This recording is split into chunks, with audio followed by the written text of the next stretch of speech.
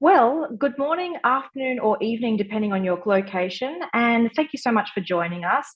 I'm delighted to welcome you to this Asia Undercurrent webinar. I'm Hayley Channer. I direct the Economic Security Program at the United States Studies Centre at the University of Sydney in Sydney, Australia. And there's so much to talk about, including for my own US Studies Centre. There's a lot of news coming out of the United States in recent weeks, all associated with the US's democratic elections and who will lead the country during the second half of the 2020s. Now, the answer to that question actually has a lot to do with the theme of this webinar this morning, which is about the future of a free and open Indo-Pacific, how Japan and its allies are working together in the face of new challenges. Now, it's been a while, actually, since there's been an Asia Undercurrent webinar on the regional order itself. There have been webinars on space, people-to-people exchange, technology, and disinformation, but this time we're looking more at regional organising frameworks. Now, this is a crucial time to be reflecting on the free and open Indo-Pacific concept, because frankly, we are facing a polycrisis of challenges impacting the region, making it less free, less open, and more contested. Earlier this year in Australia, Australia's Foreign Minister Penny Wong gave a speech to the Australian National University's National Security College. During that speech, she said, "The existing system of rules and norms is under strain, and as we face evolving threats, the system has not evolved in turn." Now, to talk about this regional order and this system, please allow me to introduce to you our expert panel for this Asia Undercurrent webinar. We have Dr. Michael Auslin from the United States, Professor Kyoko Hatakeyama from Japan, and Professor Chester Cabalza from the Philippines. Firstly, Dr. Michael Auslin. Dr. Auslin is the Payson J. Treat Distinguished Research Fellow in Contemporary Asia at the Hoover Institution at Stanford University. Dr. Auslin specialises in US foreign policy and geopolitics, especially in Asia. Previously, he was a professor at Yale, and he is the Senior Advisor for Asia at the Halifax International Security Forum and a Senior Fellow at Philadelphia's Foreign Policy Research Institute. Michael, fantastic to see you again. Next, we have Professor Kyoko Hatakeyama. Professor Hatakeyama is a Professor of International Relations at the Graduate School of International Studies and Regional Development, University of Niigata Prefecture.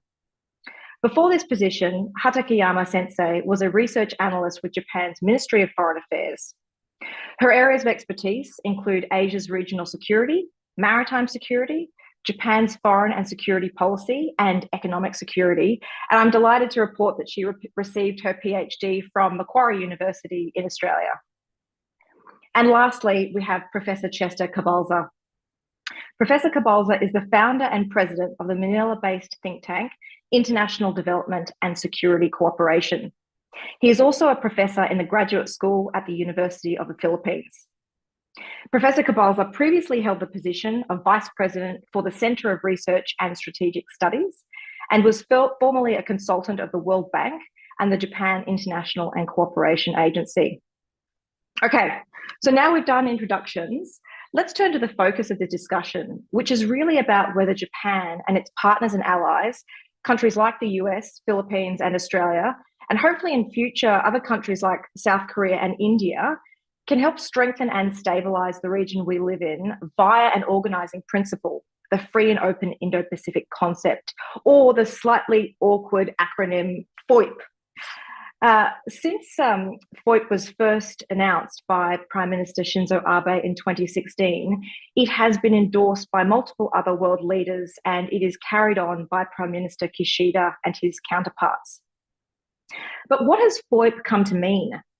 There can be multiple interpretations. One is that it's about establishing a rules-based order in the region, whereby countries abide by rules that respect state sovereignty, allow for freedom of navigation, and allow for the free and open flow of goods and services, whether that's access, trade, or communications.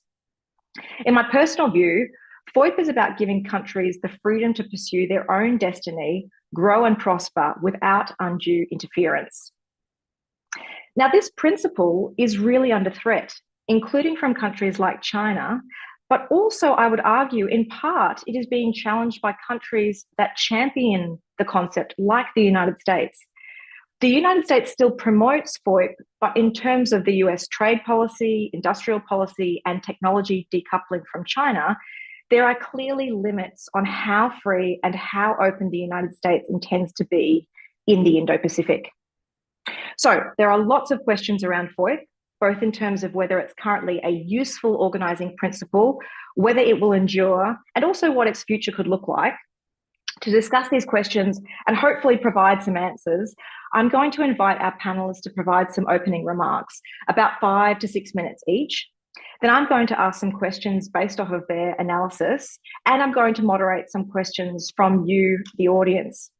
We have an extremely large audience today. Around 1,800 people are joining us from all over the Indo-Pacific region. So there's clearly a huge interest in this concept, its future, and how countries in the region, Japan and its allies, are looking to take this concept further in future. Just on the topic of Q&A, if you're watching live on the Nikkei channel or the YouTube live, please scroll down and find the Q&A link to submit your questions. Please also make sure to include your affiliation and your country. And please engage with us. That's why we're here. The organisers will try and get to all of your questions, but the sooner you submit them, the better chance you have of your question being asked. Now, with that, that's enough from me. I'd love to hand over to Dr. Auslin. Can I ask you how you're seeing FOIP from your American perspective?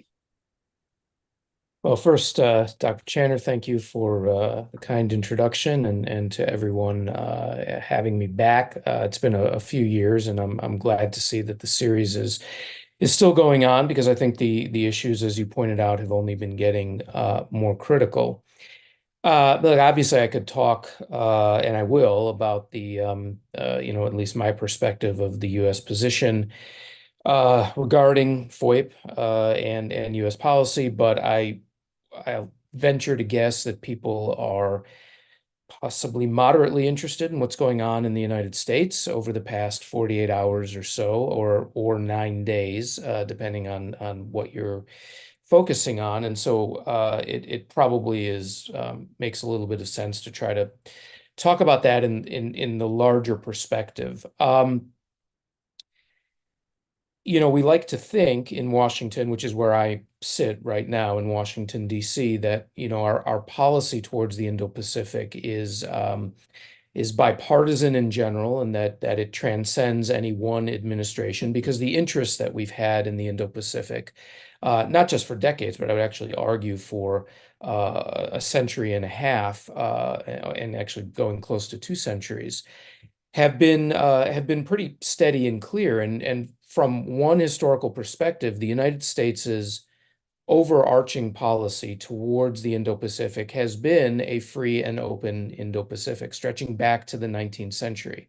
That goes back to the period of the open door at the turn of the 19th and 20th centuries. It actually goes back into the 1840s, when the United States, as a very small and weak power, wanted to make sure that it would have the ability to enter into trade relations or missionary relations or whatever it wanted, and not face being locked out by larger powers.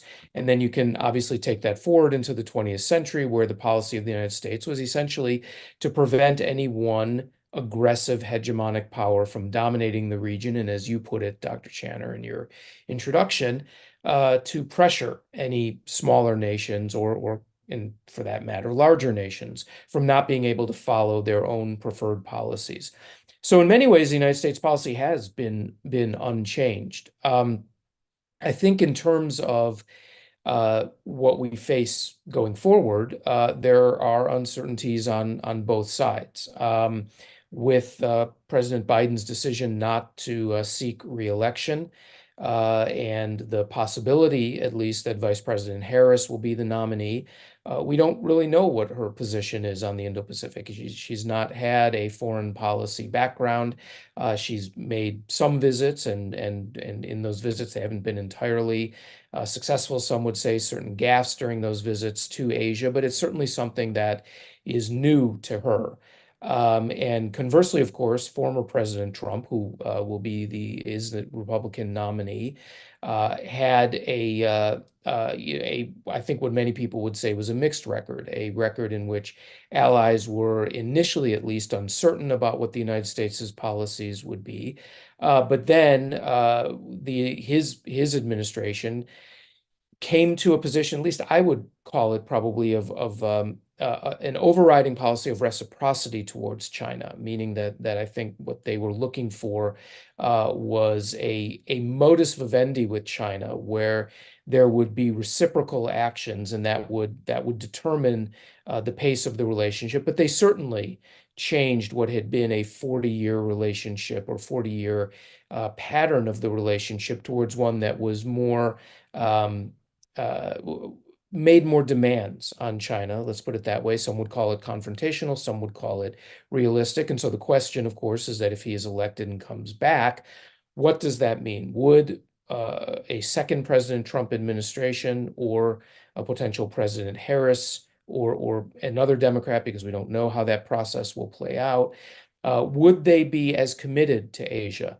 And there's a couple of different ways to cut at that question. One, of course, is just how messy this process will get. It's already been very messy. Will it get messier? And therefore, will Asia be a priority for them? I mean, in some ways, it will force itself as a priority because of what China and North Korea will do, because of what our allies want to do. But how much attention will they focus on it? Who will be the key personnel that they have in those positions? Right now, all of that remains unknown. And so the question of the United States supporting a continuation of FOIP or working to strengthen it and to make it an undergirding of relations remains unknown. Secondly, of course, would just be personal preferences. Is this something that they would put at the top of their list, or will it be, as in the case of, let's say, President Trump, a focus on domestic issues, a focus on, from his view, rejuvenating U.S. competitiveness, and that, as you pointed out, could potentially work against a freer and more open Indo-Pacific. So there's a lot of different ways that this can be approached, and it's not helpful, but I think it's true to say that we simply have a great deal of uncertainty.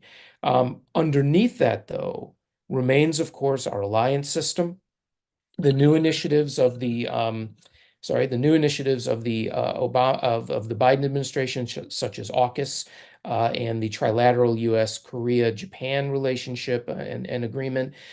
And so we have the structures in place, and the structures are critical and the structures are important, but they do have to be infused with a spirit by the president on down, and an administration that doesn't just consider them as background, or doesn't just consider them as automatically taking care of themselves, but rather is something they will fully commit to.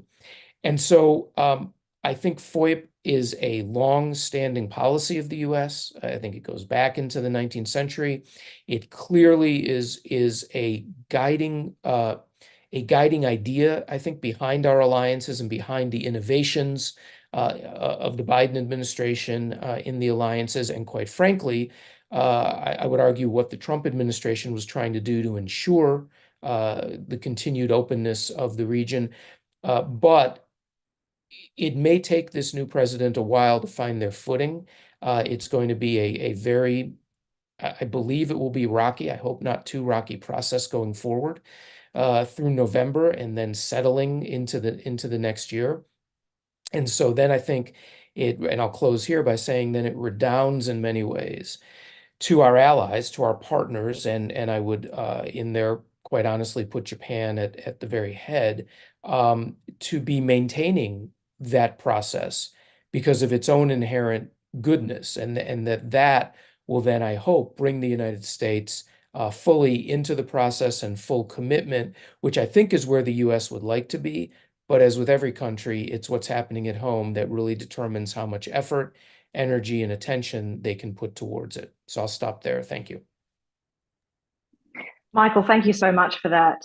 I think everyone knew 2024 being a major election year globally, with so many different countries having democratic elections, that the focus of country leaders is understandably going to be domestic politics because you've got to win the election.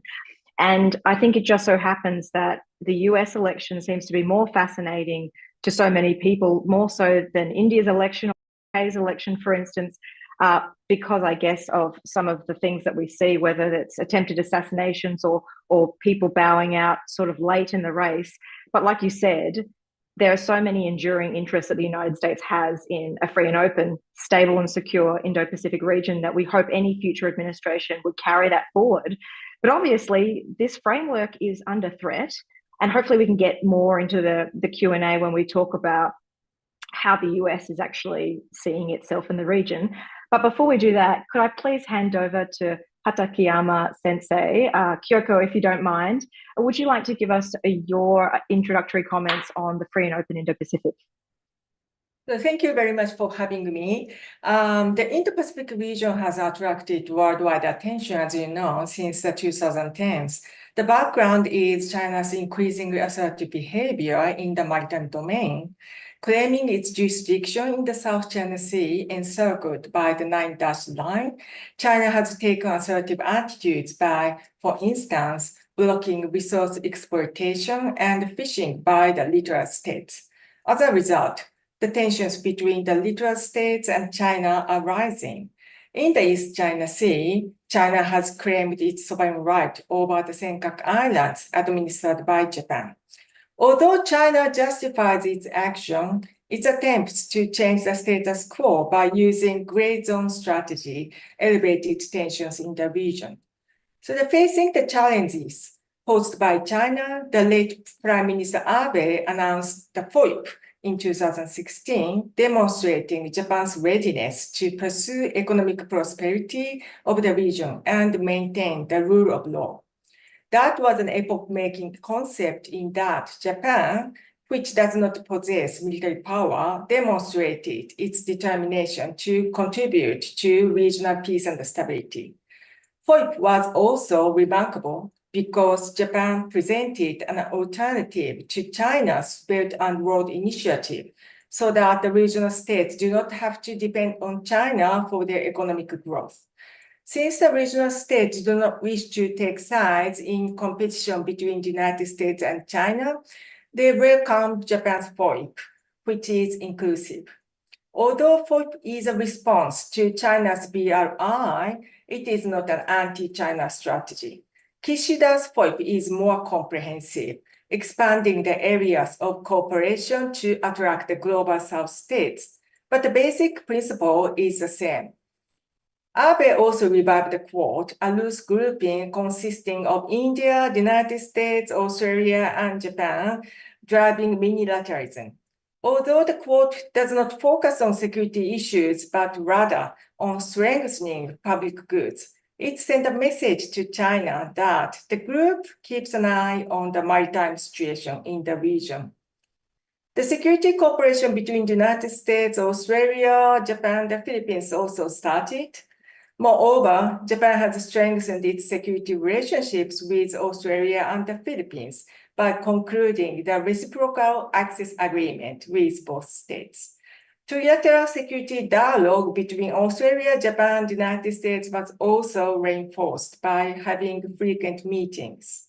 Similarly, Australia launched AUKUS with the United States and the UK to develop nuclear submarines. Thus, due to China's attempts to change the status quo, like-minded states, including Japan, deepened their defense relationships with each other and create a security network with the United States at the center. Such a security network contributes to the realization of the FOIP concept, which emphasizes the rule of law. Kishida's FOIP expanded its scope of cooperation, including infrastructure development, climate change, capacity building support, fair economic order, clean energy, and connectivity, etc. Its focus extended to various areas to get support from like-minded states and other states, namely the Global South. As I said, Japan announced FOIP in the wake of China's assertiveness in the Indo-Pacific region. Although the security situation has become more volatile since then, due to Russia's invasion of Ukraine and the deepening security relationship between China and Russia, FOIP, which emphasizes the rule of law, remains effective. The framework unites the states under a clear concept and thereby put pressure on China or other states that try to change the status quo. After Russia invaded Ukraine, the regional states, including Japan, were concerned that China would take a similar path to Russia to achieve the unification of Taiwan. Yet, the deepening defense cooperation among like-minded states that share the principle of FOIP would raise a hurdle for China to take bold action. In addition, tacit support from developing states such as ASEAN and the Pacific Island states also strengthens the legitimacy of the FOIP. So Asia is a dynamic region with full potential for economic growth. China is the center of such dynamics. Given China's position as an economic leader in the region, the best scenario is finding a way to peacefully coexist with China. So there is no simple prescription for that, but I suggest 3 steps. 1, to articulate and argue for FOIP. Second, to get wider support from not only the like-minded states, but also the global South. Third, more importantly, to provide incentives for China to comply with international law. So by creating a win-win situation, we will achieve peace and stability in the region. So thank you very much. Thank you so much, Kyoko. That was a really fantastic framing of the issues, and it was fantastic to have you reflect on how FOIP was in response to China's Belt and Road Initiative, because I had somewhat forgotten that history, that it was connected to China's Belt and Road. And it's funny because we already see China's Belt and Road being remodeled and redeveloped into the Global Development Initiative, and it made me think, maybe FOIP needs some sort of facelift or some sort of reimagining to reinvigorate it, just like China has reinvigorated its Belt and Road. Thank you also for providing the sort of 3-step framework. That's very helpful for us to go into questions. And before I pass to Professor Cabalza, just to reflect on the fact that you mentioned the Quad and AUKUS, and Michael also mentioned AUKUS. Surely Chester is going to mention the Squad. So without further ado, can I please pass over to Professor Cabalza, Chester, for your introductory comments? Thank you very much, Dr. Channer. Good morning, ladies and gentlemen. First of all, I'd like to express my gratitude to the organizers for this webinar for giving a voice to a Filipino commentator like me. I also would like to greet all the Filipino participants today in this important event. I heard today that many Filipinos who signed up for this event are the most number of attendees in our webinar today. And of course, we're showing our great interest on Japan's efforts to widen the scope of the Free and Open Indo-Pacific, or FOIP. But what is the relevance of FOIP to the Philippines? Well, geographically speaking, the Philippines is at the center of the Indo-Pacific region, which is deemed as one of the most important regions today in world politics. Strategically, the Philippines is gaining traction after Manila inked an important defense pact with Tokyo through the Reciprocal Access Agreement after Washington and Canberra's Peace and Forces Agreements with Manila. Soon, the Philippines will gain mutual cooperation or security cooperation with of the same caliber with Canada, New Zealand, France, the United Kingdom, and Indonesia. But how did the Philippines forge a robust economic and security ties with Japan and ending with a high note of giving premium to FOIP? Since the enactment of the Japan-Philippines Economic Partnership Agreement, which is called the JPEPA in 2006 in Helsinki, Finland, which was signed by former President Gloria Macapagal-Arroyo and then Prime Minister Junichiro Koizumi, they work hard to foster economic security of the two democratic countries in the region. JPEPA is a comprehensive bilateral trade and investment, the first bilateral free trade agreement for the Philippines after 50 years since the Second World War. And since then, Japan has become a true and reliable friend of the Philippines by massively investing on our infrastructure programs in different administrations of Philippine contemporary presidents through the Japan International Cooperation Agency, or JICA. In July 2024, Japan and the Philippines have vitalized a groundbreaking security pact called the Reciprocal Access Agreement, or REA, to establish procedures for cooperative actions in fostering jointness and interoperability to manage hegemonic competition in the region. It gives life to the Overseas Security Assistance, which is a clever and reliable source of defense and Coast Guard upgrade and modernization that the Philippines need right now. In fact, JICA is helping the Philippine Coast Guard through the Philippines Department of Transportation. And also this month, the Philippines and Japan witnessed the 2+2 Foreign and Defense Ministerial meeting in Manila. This is the first time in our history seeing these two strategic partners and friends sharing common values and fundamental principles in maintaining and strengthening free and open international rules-based order.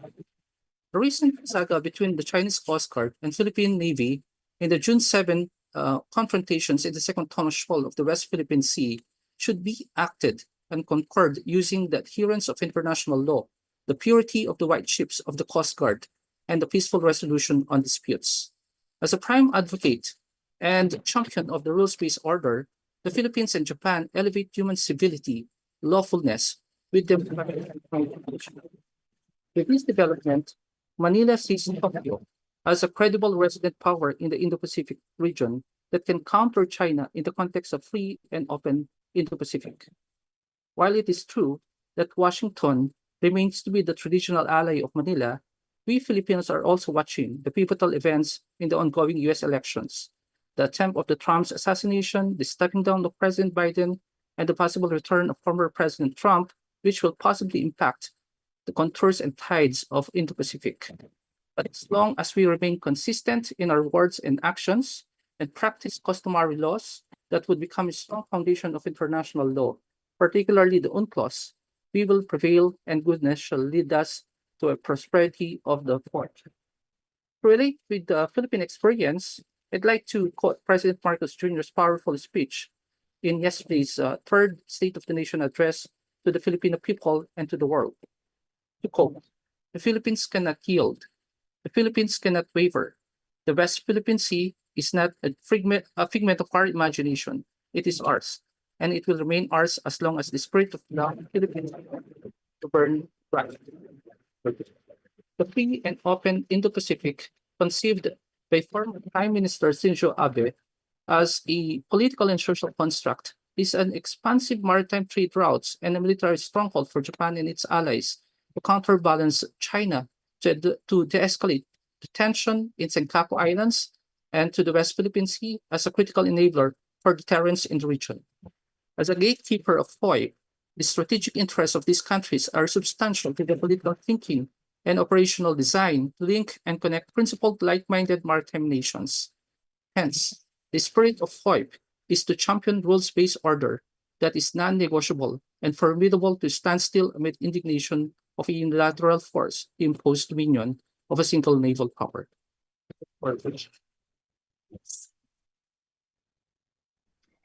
Thank you very much, Chester. I appreciate that. And actually, I was reflecting in terms of your comments how differently countries perceive their priorities within FOIP.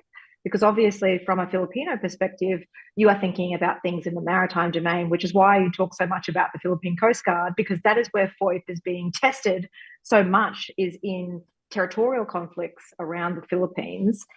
And also that your comment about as long as we can all play by the rules, we will have a prosperous region. Well, that is just the point, isn't it? That not all countries are playing by the rules, and we're trying to create some sort of structure in a region where there is no equivalent of a security guarantee like NATO, for instance. So we see all of these different frameworks popping up, whether it's FOIP, AUKUS, the Quad, or what I mentioned before, the Squad, which for anybody who hasn't heard of the Squad, it is a new phenomenon this year where the Philippines, the United States, Japan, and Australia, replacing India, are working together in the maritime security domain. So look, This is a time now for questions from me to the panelists, and I invite everyone watching to please submit your questions so that I can look through those and make sure that they get asked. But let me start with a question which I'm actually going to throw to the whole panel, because I know that everyone watching, it's very difficult sometimes to engage with something that is virtual. And what people watching would love to see is a genuine discussion between the four of us, rather than just question response. And so for that reason, I wanted to ask all of the panelists, but starting with Kyoko, how are we seeing FOIP actually in action?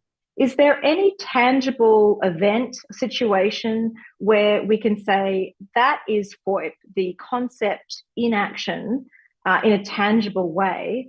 And can I also just get a sense from all the panelists, because this didn't come out strongly enough in your comments, is how enduring is FOIP? Is it still useful? Does it need to be revamped in some way? Because it seems as though the region is under pressure and FOIP isn't enough. So Kyoko helpfully gave a structure. So maybe, Kyoko, I'll let you off the hook with that. But for Michael and Chester, what does FOIP need to strengthen it? So can I start with Kyoko? How are we seeing FOIP actually in action? Okay, thank you. Actually, the FOIP is a grand framework, as you mentioned, that emphasizes the rule of law. And there was no such a framework in the past. So by articulating the principles that the countries had harbored but never articulated, so FOIP became a framework for cooperation among states to uphold and strengthen the rule of law. And so it gave a chance for the regional states to face the future of the regional order.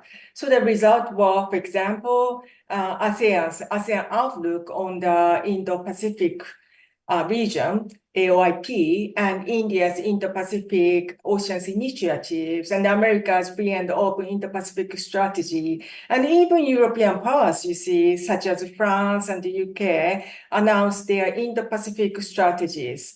So, and also miniature cooperation emerged, promoted by FOIP. So as a guiding principle, FOIP provided a chance to states to think and face the future of the regional order. So that is the substantial result of FOIP. Thank you. Michael? Well, yeah, I think I have a slightly different view on FOIP, which is, to me, it's an aspiration. It's not really a framework, because it doesn't exist in any in any structured way that has really created something that, for example, replaces, let's say, the U.S. alliances. I mean, it's a good aspiration, don't get me wrong, and as I indicated, I think it's been a U.S. aspiration for a long time. I think for the U.S. there are two FOIPs. I really don't like using that phrase FOIP, but I think there's two free and open Indo-Pacific concepts. One is, and we have to, I'm speaking as an American, obviously, because we're in a qualitatively different position from everyone else in the region, and a geographically different position from everyone else, right? Ironically, right? We're not actually in the region, despite what some of our leaders say. We're an Indo-Pacific power, fine, but we're not in the Indo-Pacific. But we are by far the most powerful player in the Indo-Pacific, let's say, obviously next to China. And so there's two, I think, free and open Indo-Pacifics for the United States. One is the one that we, for lack of a better word, impose and follow, meaning our alliance structures, our ability to move where we want, when we want, to bring a level of power to it, whether that's military power or economic power that really none of our other partners really can. And then there is the free and open Indo-Pacific that we're talking about today, where, of course, the United States, I believe, in Washington, has been supportive, values the idea, and indeed looks for ways to work with partners. But there's really, One of the questions that we got, at least in preparation for this, and actually I think Hayley, you mentioned it earlier, was the question of how if the United States is in a competitive dynamic and relationship, which I think it is with China, and is undertaking certain actions potentially to restrict what we would consider freedom and openness in the Indo-Pacific, then how does that fit with the larger concept? And so that's where it breaks down and reverts to national interests. Now, those national interests of the United States, I think, are interests that we share with many of our allies, but the structure cannot be, in many ways, I think, an entirely regional structure, because as Kyoko pointed out, the free and open concept came about because of China's attempts to close that down. And so it's inherently a question of, unfortunately, but at this point, I think it's inherently a question of what you might want to call blocks in the region. And so that freedom and openness is a freedom and openness of the values and the processes that we think give the greatest opportunity for nations to participate. And I believe the record shows more or less that is correct. But the United States is then balancing multiple free and open Indo-Pacifics at the same time. Chester, would you like to add here? Well, just like what I said earlier, it's a political and social construct. It can be constructed, it's a work in progress. At the same time, it can be deconstructed and reconstructed depending on the national interests of those member countries that think the FOIP would be important to their interest. But nonetheless, if we try to look at it, looking at the Philippine perspective, we've been fighting for the lawfare as part of our freedom of navigation, and of course, because of our recent experience with China.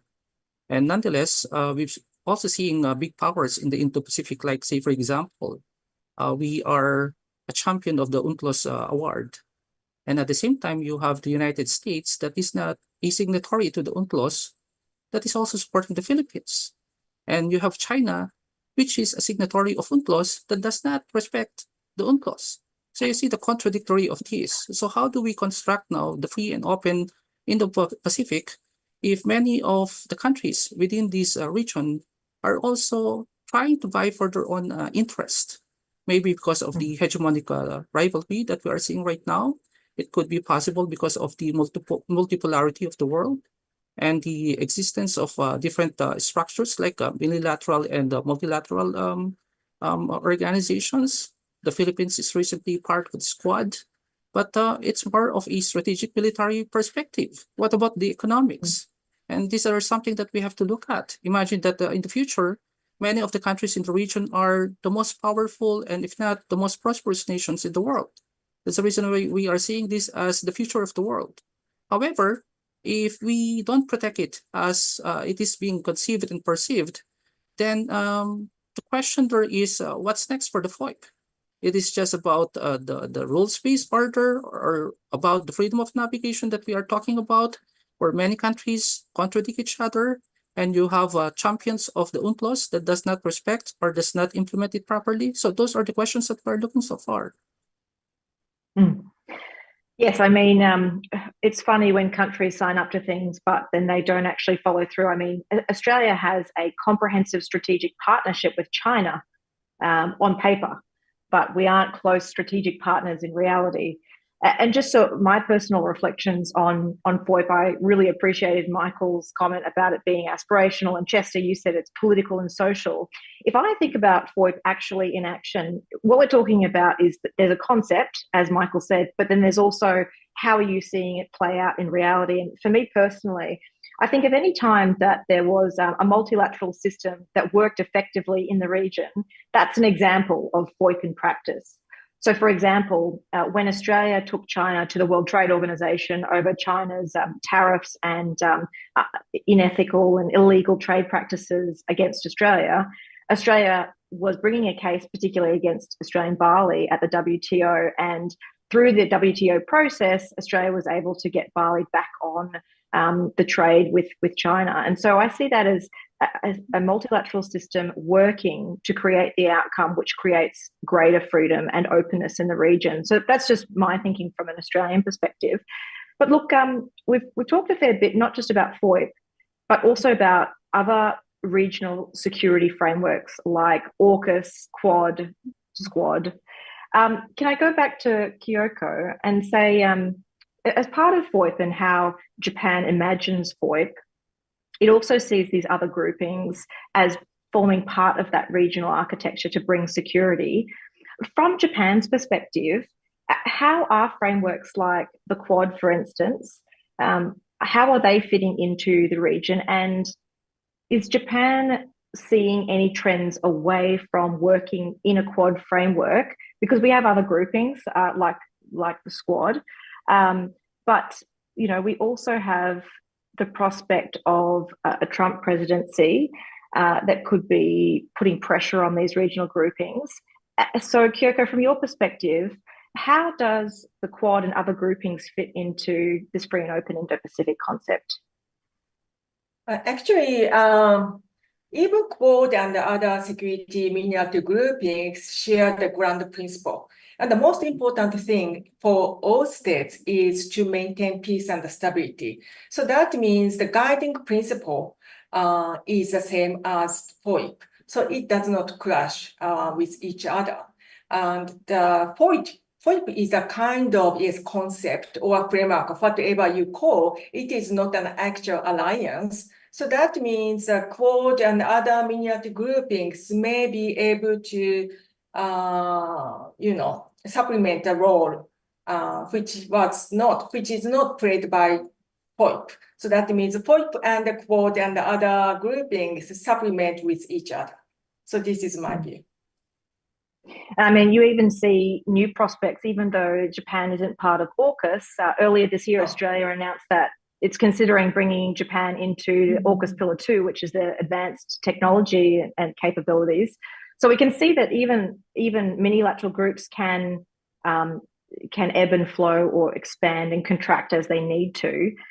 Look, Michael, should I turn over to you and ask a question that I alluded to in my introduction, which was this inherent contradiction in the United States about a free and open region on the one hand, and also the US's movement towards trade protectionism, more industrial policy, the Chips and Science Act, and some tech de-risking or decoupling from China.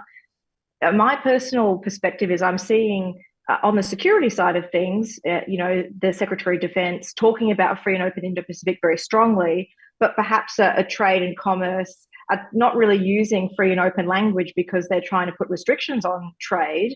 From your perspective, is the US's move towards industrial policy and semiconductor controls, is that counter FOIP?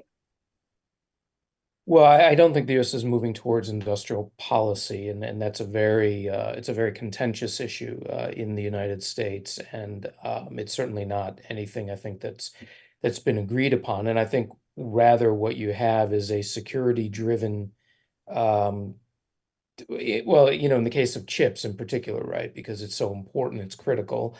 It's a security-driven policy that affects economics, but it's not designed to reduce, economic interaction. It's designed to protect, core national interests and ultimately, I would argue, interests of our partners as well. I mean, look, the Trump administration, one of the very first moves was to pull the U.S. out of the Trans-Pacific Partnership, and then, presidential candidate Hillary Clinton also said that she was going to do the same thing. And so, the U.S., because of these domestic concerns and domestic issues, was walking back from, a very long-standing commitment to broad-based free trade agreements. On the other hand, what the Trump administration did do was at least begin to pursue and went, fairly far down the road with Japan, with looking back to bilateral, smaller, but what they would argue were higher quality trade agreements and agreements on services and the like. So I don't don't see what the U.S. is doing is first of all not industrial policy, and I think what it is doing in a way that, look, if what you're arguing is that we need a more robust and a healthier regional and by extension global economic environment, then actually the decoupling from China is a way to achieve that, because the environment that's actually grown up over the last 30 years under China is very unbalanced, right? You have countries like Vietnam, countries like Malaysia, and I think even Indonesia, that want to move up the value-added chain. They want to be able to get more specialization within their economies and have the opportunities to become service and logistics centers, but simply haven't been able to because of the overwhelming dominance of China economically. It's actually been an unbalanced system. And so I think that when you look at the decoupling, if the decoupling means not just, which I don't think is possible, reshoring to the US because our economies change too much, but opportunities for other countries to take on some of those, to stop manufacturing textiles and begin manufacturing electronic components, that is actually going to be a much healthier economic system and quite frankly, a more open one. I just wanted to mention one thing, though, that struck me, Hayley, about what you said with WTO, which was simply to mention then that your example showed that the free and open concept is actually dependent on extra regional institutions, right? You mentioned WTO, very important and very good, but that means that there really is nothing within the Indo-Pacific today that can replace those global institutions. So in some ways, a free and open Indo-Pacific depends on the health of a free and open global institutional network. And that's where, again, the role of China in increasing its influence in international organizations, suborning those international organizations, bringing into those international organizations purely Chinese national goals, as they did in the the World Health Organization, or they've tried to do in the International Civil Aviation Association, right? Organization. That then probably has a more significant deleterious effect on a free and open Indo-Pacific than anything in the free and open Indo-Pacific that may or may not work, right? So it's still linked to a much larger global network in a global free and open world. And that's also what we have to be focusing on. We can't just separate out the Indo-Pacific and say, well, we're going to come up with a whole bunch of different sort of sub-level agreements and expect them to work in the absence of a working international system. Yes, definitely. We need a lot of different frameworks to help us bring some order, and they're all playing a different role, I believe. So the World Trade Organization is playing its part, and they're only as strong as their individual members and how each country is able to hold these organizations to account. So I think we're all trying to get along and use these frameworks as best we can. We talked about the Quad. It's obvious that the Quad has been sort of languishing this year because it failed to have a leaders summit in India, and hopefully we'll see one before the end of the year to keep that momentum going. But it also raises this question for me about we don't just need FOIP, we need other practical groupings that are doing things and creating deterrence like Chester talked about. And actually, this is where I'll bring Chester in, but also start to go to some audience questions. So one of the questions that says it's from many participants, many countries, meaning that there's a broad interest in having this answered. So for Chester, the question's about how FOIP's an inclusive vision that emphasizes the rule of law, but how do we deal with neighboring powers that disregard UN decisions on territory and flout international law? Obviously, this is one of the toughest questions. How do we all come together to make international law have teeth? Oh, well, in the Philippines, of course, one of the reasons why we are determined for a collective deterrence, because, of course, we are a middle power and there are other major powers surrounding us. And at the same time, because of the different instruments on how you resolve this issue peacefully, there are other mechanisms on how to do it. Of course, by harmonizing the different multilateral and unilateral subgroupings that you mentioned earlier. But at the same time, it's beyond that. We have already a framework, which is the FOIP, and we are building a structure on how to fortify and strengthen this concept, this aspiration, this framework, basically. Because ultimately, if we lose it, and another idea will come up, and then trying to, in a way, disfigure this kind of organizational structure that we have right now, then definitely it would be a different world that we are seeing. What are the recommendations that we are offering so far? One is, of course, to allow many like-minded countries to create different multilateral groupings, so that we can create a coalition of countries that are willing to support us in these this kind of idea. Remember that, of course, it's an anarchic world out there. We've been experiencing a lot of aggression tactics, and China so far right now is really big in terms of its military economy and its influence in the region.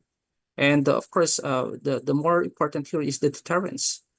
Even if we have expounded on the foundations of these principles on maintaining a free and Indo-Pacific, if we don't have jointness and interoperability in terms of our commitment to support each other, then it brings us to the question of how are we going to sustain it? Because ultimately, of course, it's not only a military or strategic issue here, but it goes beyond that. We're looking at the economics and, of course, the fluidity of people from moving from one another country within the bounds of the Indo-Pacific. And lastly, I think the importance of unity among these countries that are willing to support us, because of course right now there are other challengers. Like say for example, this is not only about the region of the Indo-Pacific, but you have other challenged regions around the world. What is happening right now in the Middle East, in the Baltic region? I think these are major problems of the world, and FOIP is just one of the regions which we are seeing as a neutral ground for us to experiment on certain issues such as lawfare, economics, and definitely security. Chester, I want to pick up on something you said and actually push you a bit further, because the Philippines is at the coalface of this challenge. I mean, you see China's Navy and Coast Guard using really extreme and violent tactics against the Philippines over the Second Thomas Shoal, which is in your exclusive economic zone. You see them using water cannons and causing real destruction to the Philippines. I'm wondering, a question for you, but I would really love Kyoko and Michael to come in on this as well, is one of the questions we've had is, okay, how is FOIP including what Kyoko mentioned, the Global South, but also ASEAN countries? Because Chester, you mentioned that you need to have countries working together, otherwise there's not going to be a collective response. So how is the Philippines talking to other Southeast Asian countries to get them on board with this free and open Indo-Pacific concept? Is the Philippines having any traction with ASEAN about FOIP? Okay. Right now in ASEAN, of course, we have the ASEAN Indo-Pacific Outlook, which is very promising in terms of its connectivity, economic and trade aspects. But when it comes to security and strategic value of it, given that, of course, we are very, how would I say it, diplomatically resistant to China's intervention, aggression, and also hostility to the West Philippine Sea. At least we're trying our very best on how to resolve it on our own. Recently, China has initiated talks with Manila on the bilateral consultative mechanism on how to de-escalate the tension. However, if you try to look at the reality in Southeast Asia, in ASEAN basically, it is polarized and divided. Not all of the member countries in ASEAN are subscribing to the formula that the Philippines is offering to resolve this issue, because they want quiet diplomacy because of hedging and of course, economic support coming from China. But at the same time, we are looking some other issues, like say for example, ASEAN is at the center of this Indo-Pacific region, but at the same time, not all members of ASEAN are supporting us in our advocacy for rules-based norms. Like say for example, one of the issues when it comes to the arbitral award in 2016 would be its enforceability, which even up to now for 8 years we've been fighting for lawfare, and not all members of the ASEAN are supporting us when it comes to that, because it is divided in terms of the value of its maritime security in the region. Secondly, you have that's the reason why we are expanding and widening our diplomatic clout, and at the same time, our defense agreements with like-minded nations. I mentioned earlier, aside from the US and Australia, Canada, New Zealand, France, the United Kingdom, Indonesia are planning also to forge defense agreements with us, because this is the only way for us to deter China, and at the same time to think of jointness and collective deterrence for our interoperability in terms of how to counter China, because of course China has ambitions. Let's accept that reality. And at the same time, they're trying to counter the FOIP, and they perhaps may not believe to this idea because they have a different plan. That's the reason why we are trying to create such norm, and at the same time to increase this knowledge and idea for us to have more unified narrative when it comes to propagating this idea in maintaining peace and order in the region. Kyoko and Michael, I want to invite you to come in on this. I mean, the question we've received from the audience is FOIP being diluted by being too inclusive of the Global South and ASEAN? And this is also a question the Quad faces. You know, the Quad respects ASEAN centrality, but how much do you dilute something and then it becomes less effective? So Kyoko and Michael, what are your thoughts about, is the free and open Indo-Pacific concept appealing to the Global South? Yes, of course, because, you know, if FOIP focuses on strategic aspects too much, and then also focus on the competition with China, other countries, including ASEAN and the Pacific Island states, might want to take a distance from FOIP. So the FOIP needs to expand the area of cooperation by including climate change. For example, you may think climate change is indifferent and irrelevant to security issues. Yes, of course, it's irrelevant. But for the Pacific Island states, climate change and global warming is a serious threat for them. So to get their support, we need to also deal with climate change and other, issues such as economic prosperity. And by having them on our side, we may be able to put pressure on China. Otherwise, China also, provide alternatives to Global South like BRI. And also China is trying to expand its groups, like expanding by Shanghai Cooperation Organization.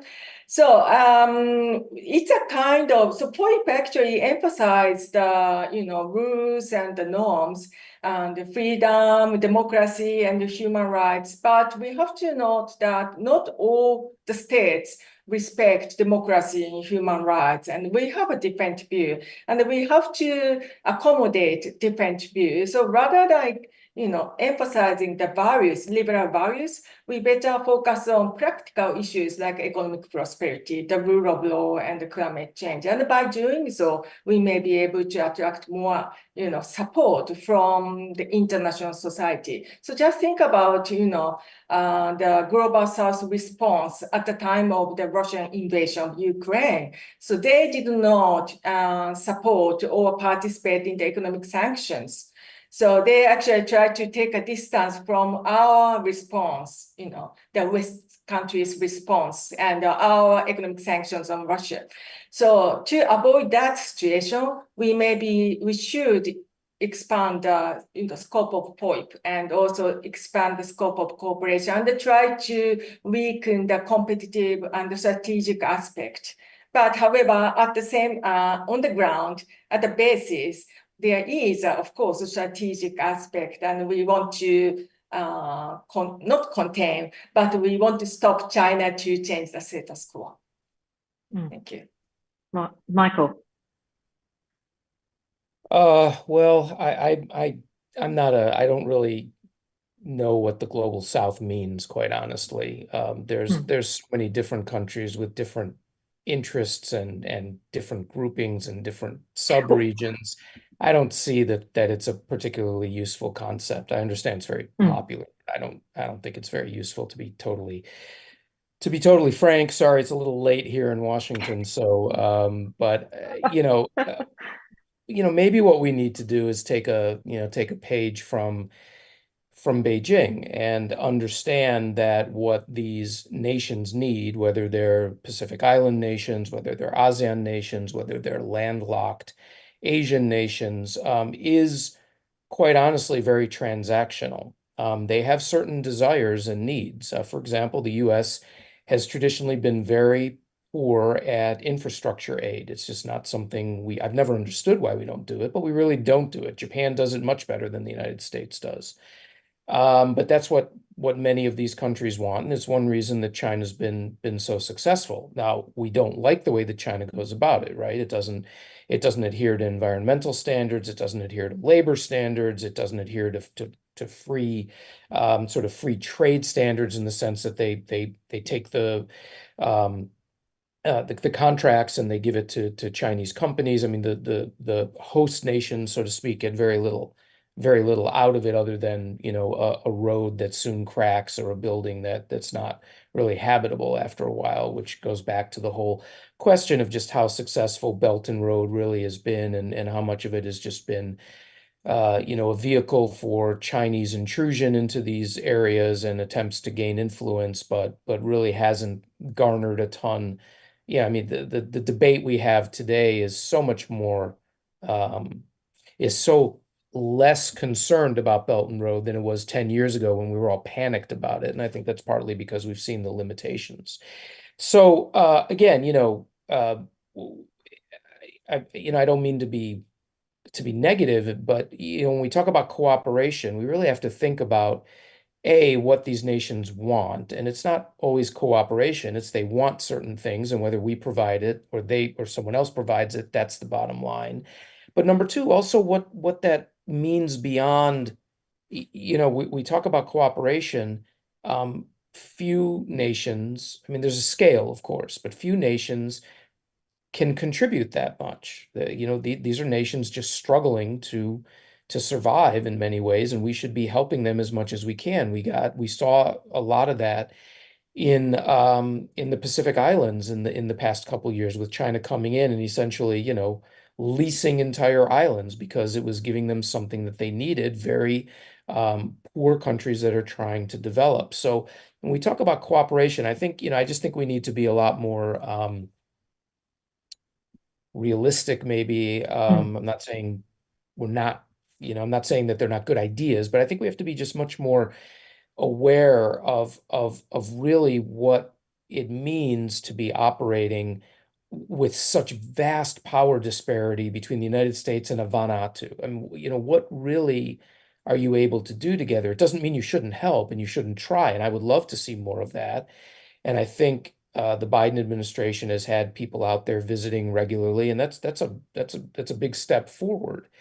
But it's a big difference from saying that we're somehow creating, enduring and durable and really effective cooperation measures on a host of issues that I'm not sure we have all of the capacity to do it, quite honestly. It's a shame to say it, but this is my country stretched fairly thin right now with Ukraine, with the conflict in the Middle East, obviously with just maintaining the commitments that it has in Asia. I think we have to be careful, only because we don't want to wind up so disappointed that reality and expectations are mismatched, that we then get frustrated, and in fact it becomes a negative loop, as opposed to I'll use a baseball metaphor for all of our friends. I hope you're familiar with the American game of baseball, a wonderful sport. And everyone gets excited about home runs. I'm not sure what it is in cricket. Centuries, maybe. I've never understood it. Cricket. Okay, well, I think it's an amazing game. I wish I understood it. Anyway, everybody's interested in home runs, but really successful baseball teams are built on singles, meaning you get one base and you build on that, and maybe you get two bases and you build on that. And that's what I think we have to do. And sometimes you get very bold moves like AUKUS, which I've been a fan of and was writing quite some time ago about bringing Japan in and making it JAWKUS, because I think Japan absolutely can contribute to Pillar 2, and it should be contributing to Pillar 2. And it's a natural fit given Japanese interests. And I would very much like to see whoever becomes president next January bring Japan more closely into that process.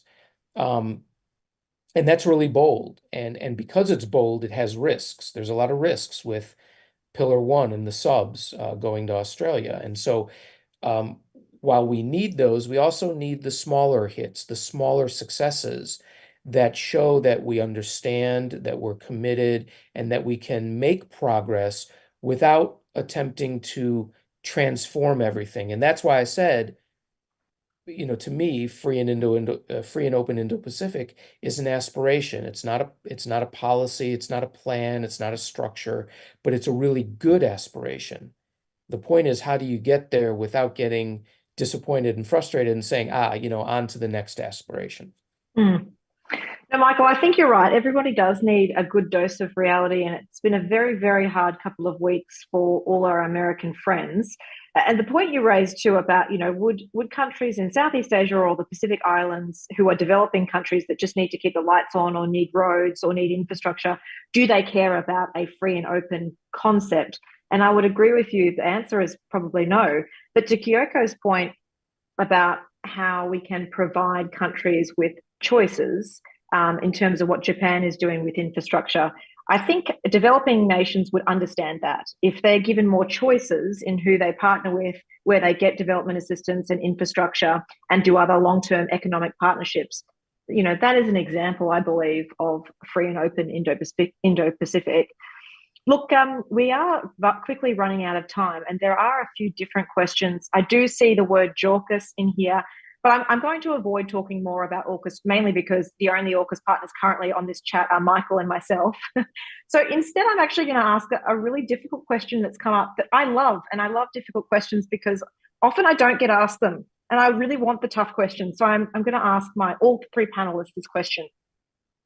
The question is the Indo-Pacific being effectively divided between two competing camps?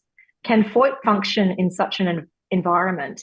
And I think this goes to the point that was raised earlier, which is that there are blocks forming in the region, and whether you consider that the Quad and AUKUS and trilaterals between the US, Japan, Korea, and many other trilaterals are part of these sort of competing blocks. If we say that they're all part of the FOIP framework, then is it creating actually more division and not creating the unifying principle that we want?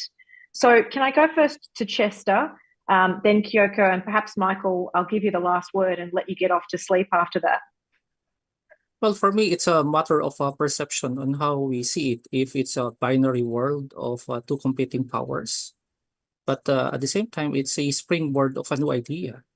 Because of the Indo-Pacific, free and open Indo-Pacific, it allows us to imagine more on the future of the world. And of course, it's about connectivity, shared cultural and political values, and rule of law.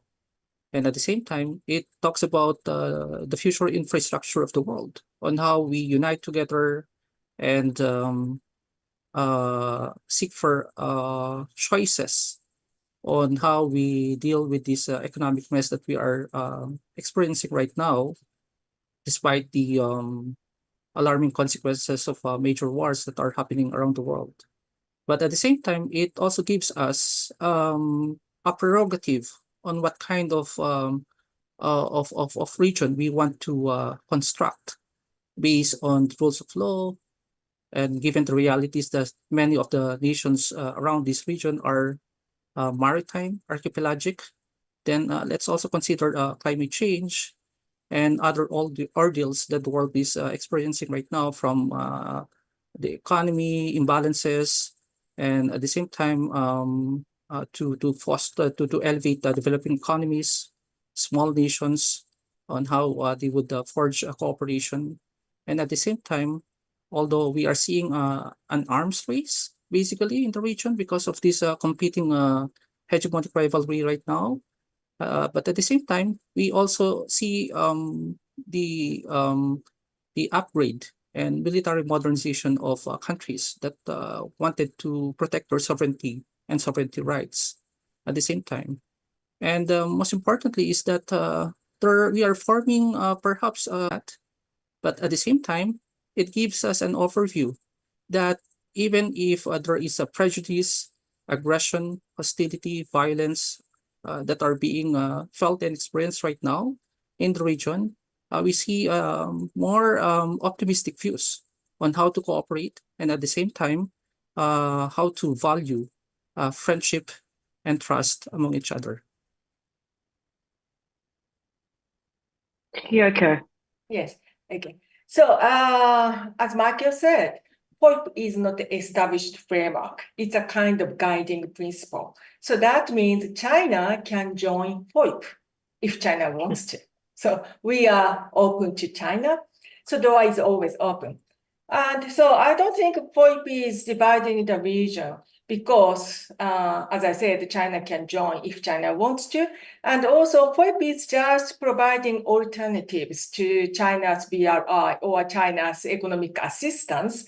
And also China provides an idea of the importance of complying with the international law. So weaker states like Global South or whatever we call, weaker states love to maybe love international law because they have not power to change the status quo, or they have not power to get through their ideas or reflect their national interest in the international society. So the world that respects international law is better for weaker states. So in this point of view, FOIP is not just FOIP is a kind of better idea for weaker states to follow. So I don't think FOIP is dividing the region. As long as we respect or comply with international law, we could achieve peace and stability. Thank you. Thank you, Kyoko. Okay, Michael, you have the last word before I wrap up. Yeah, I mean, it's a great question. It's hard, no way to answer in just a minute. I get it's ironic, right? That it could be interpreted as creating division and blocks, but we had that during the Cold War as well, because ultimately what we're talking about are competing visions of order, competing political visions in the region. Obviously, ASEAN itself has a great variety of political systems within it, and so the ideological component can be deployed both by the parties trying to create something such as an aspirational free and open Indo-Pacific, or those trying to defend against it, because what they believe is that it is something that is actually designed to constrict them. And so I just don't know if we can really, even I'm not even sure we need to be worried about that. If what we're saying is that whatever structures or policies that we are trying to adopt or create for a free and open Indo-Pacific are derived from our values and support our interests, then we should pursue it. And we hope then that whether it's Beijing or anyone else sees the values in that. But again, I think that it gets back to the concrete. What are you really trying to achieve at what point, in what space in time?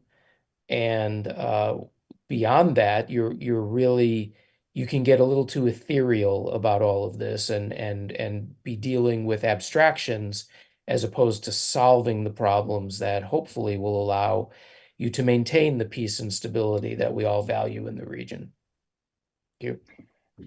Michael, thank you so much. That's a really lovely note to end on, and we are well and truly out of time. So I'm not going to at all attempt to do a sort of stock take of everything that's been discussed. I'll just say the main point that came through to me through this whole discussion about free and open Indo-Pacific and all the various groupings within that is that we are really at a tension and a contradiction between inclusion and dilution, meaning these frameworks are trying to be inclusive, but if we add new members, whether that's the Quad or JAUKUS, if we try and include everyone to capture more agreement and a larger cohort, it does risk diluting those groups so that they're ineffective. And that is an inherent tension that I think we're going to continue to have to grapple with for many years into the future, because we're all trying to get along together and have this prosperous and stable region. But it's a matter of how we do that and recognising the rules-based order as the FOIP concept would really want us to do. So look, can I really thank our panel members, Michael, Chester and Kyoko. For Michael, it's a very late night, and Chester and Kyoko, we're really in a good time zone together. But can I also ask the audience's help? We like to make these webinars as engaging and as useful as possible, but we can only do that with your help. If you're watching, can you please scroll down to find the link for our satisfaction survey? We welcome both positive and constructive feedback to help improve our webinar. Lastly, I really want to thank the sponsors of this webinar, Nikkei and the government of Japan. Without their support, these types of discussions across oceans wouldn't be happening. And also, if you liked this webinar, it's good news because there are more to come. The next one is on semiconductor policy development and competition. I will definitely be tuning into that no matter what time of day it is, because semiconductors are the new area of competition, and only a few countries hold the very rare components for semiconductors. So please keep an eye out for that event, and thank you very much to everyone for joining us.